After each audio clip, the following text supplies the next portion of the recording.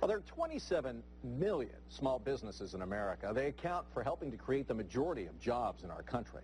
But with a slow economy, many of those small businesses are slow themselves.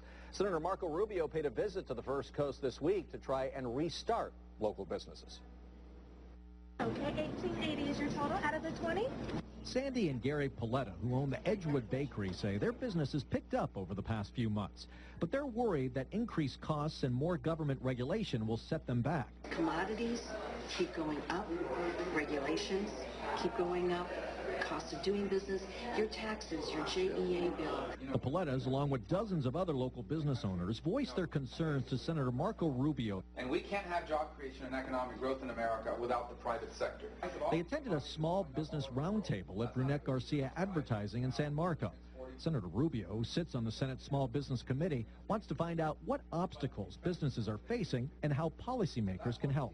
I don't know very many businesses that don't want to grow and don't want to make more money, and so the question is, what's keeping that from happening? Some during the discussion said it was still tough to get financing. Well, the family, friends, and fools plan, you know, the home equity loans, things like that are not there. Others, like the POLLETTAs, were concerned with some regulations and misguided incentives. They offered a $5,000 credit to hire somebody. Right. Well, even at minimum wage, by the time you add all the benefits and everything and the insurances you need, that's not a deal for a business person. The POLLETTAs say they'd like to hire more local workers, but say to do that they need less government.